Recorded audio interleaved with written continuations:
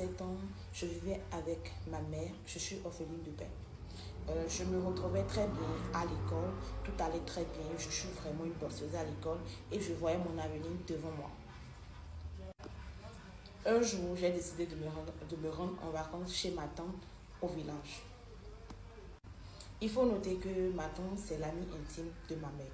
Depuis quand maman s'est mariée, je les vois tout le temps ensemble, donc je me dis qu'il y a une confiance qui se crée et parfois ma tante aussi venait chez nous en ville. Donc de là-bas, quand je me suis rendue chez ma tante et tout, je l'aidais à faire tout parce que c'est une commerçante, je l'aidais à faire tout. Et j'ai une chambre à part, ma tante aussi avait une chambre à part.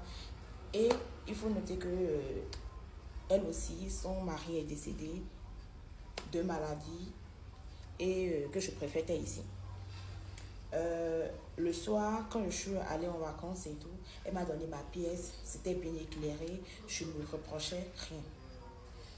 Et de là, quand elle m'avait dit, ma fille, voilà ta chambre, bon, je me suis dit, bon, ma tante me traite déjà de bien et tout.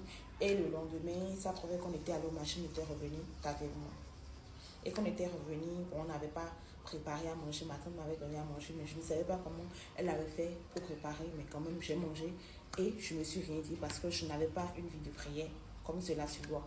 J'ai juste mangé parce que je n'ai pas à avoir peur de ma tante, bien sûr.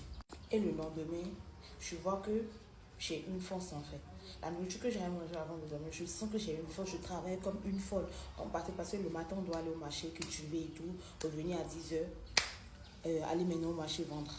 Donc le soir, bon, je me suis dit que c'est comme si j'avais pris un médicament qui me fortifiait en fait. Or, vous comprenez.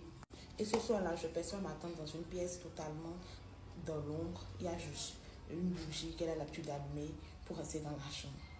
Et j'ai commencé